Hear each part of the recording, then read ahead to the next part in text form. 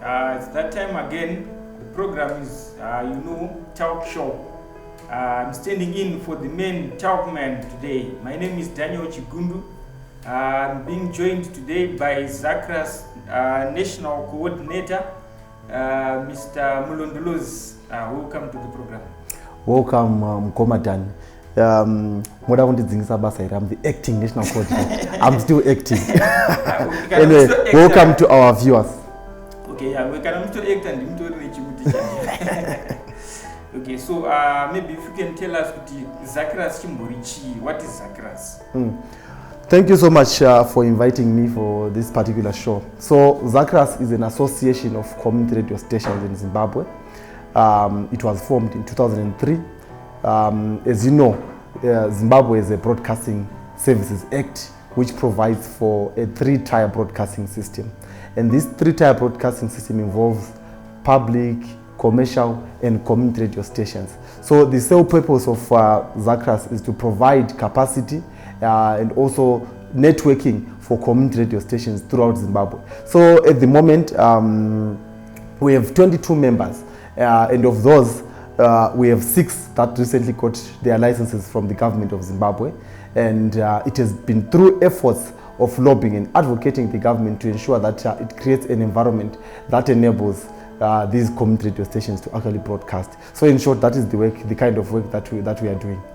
Why did it take so long for your members to get this licensing? I mean, what is the problem? So the challenges that we had are plenty, if I might say, especially if you look at the political situation in Zimbabwe. Someone once said that radio is the medium for Africa. If you realize in most parts of Africa, because of issues of connectivity, because of issues of income levels, it's very difficult to actually access the press. It's very difficult to actually access the internet and the other forms of the media that we actually have access to, especially in this side of the country, in urban areas. So what has happened is that we realized that the previous administration they did not have the political will to actually license these community radio stations. At some point, we had contestations with the government where they were saying we had challenges with the definition of a community radio station. So in some areas they would say we will not give you community radio stations because you do not have a chief, because the community is an area that is a chief. So it was an issue of political contestation where the government of the day during those times saw community radios as an avenue through which they would actually be removed, or we were called regime change agents at some point. And regardless of all those problems that we faced, we kept persisting, and we knew that we needed community radio stations, and that these communities needed community radio stations. And remember, it is not us who own these community radio stations, it is the communities themselves. So what we were doing is that we were giving them the skills, we were giving them the capacity to realize the importance of localized media. So I would say that one of the major challenges that was the politics of the day, and with time the attitude has changed about their issues of local development, about their issues, their local hospital, their local clinic, the challenges that they face.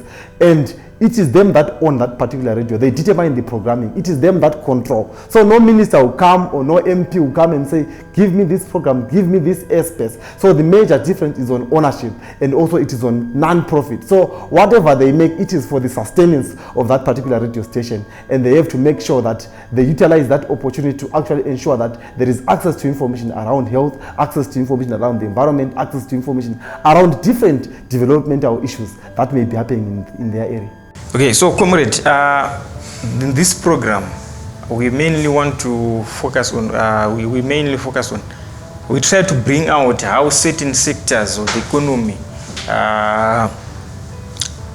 shape the role of politics in Zimbabwe. So you are coming from community radio stations. In your view, how do community radio stations shape politics in Zimbabwe? Thank you so much, Komatan. So first of all, I want to probably place a disclaimer, I would say. You find that as per the Broadcasting Services Act, community radio stations are not supposed to actually be discussing political issues. That is licensed community radio stations. So that is one of the issues, one of the challenges that you find that is a challenge. When we engaged some legal practitioners or some legal minds, particularly with the Broadcasting Authority, on the reason behind such such clauses. We were told that it is because of the nature of polarization that politics brings to communities. That, you know, the moment people start discussing politics in Zimbabwean communities, people will start thinking of party Z and party F, and people will start thinking of violence, and they will start thinking of beating up each other. But you find that life is political, my brother. Nothing is divorced from politics.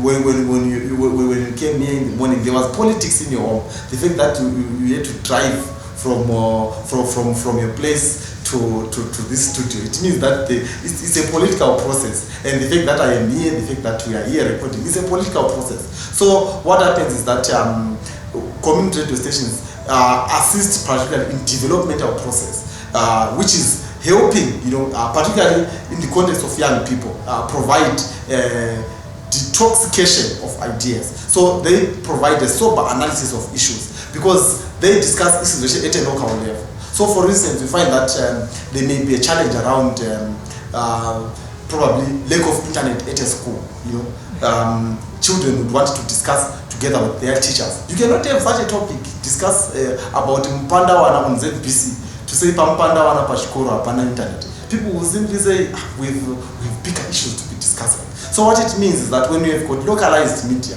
we can then discuss local problems and provide solutions to the local problems. So it is the role that community radio stations play. So we find that in the context of young people, in the context of the marginalized groups in society, it is very difficult to have young people in the mainstream media. People will say, we cannot have these young men discussing on Radio Zimbabwe or on National FM. Who are they? Are they a minister? What is their position? I've seen in my other life when I used to be a full-time journalist. People will ask you and they say, you want to talk to that person, who is he? You know, so community radio stations provide that platform for particularly young people, for young women, for women, people, what others would say they have not, the people that have no capacity to actually be engaged by a national platform. So it provides a platform where these people can actually discuss, be it their educational issues, be it their health issues, be it environmental issues, you know, probably if it's around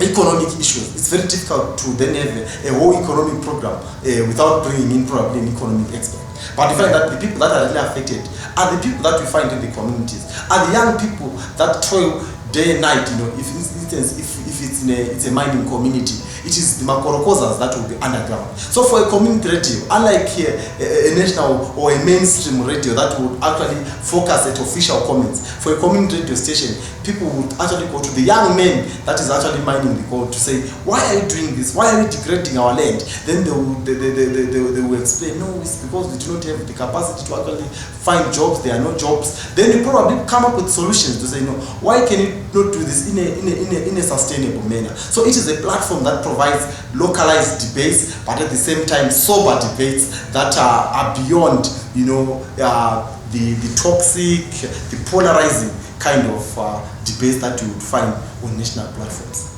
Okay, thank you. So now maybe my last question. On the 26th of March, Zimbabwe is going to host by-elections. We are in the process of voter registration.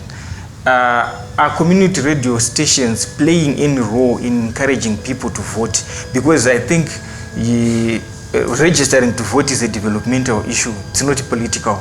Although they will vote for politics, but registering to vote is a developmental issue. Do community radio stations have a role to play, or they've been playing a role? So the community radio stations are actually playing a role in terms of ensuring that we prepare for the upcoming by-elections.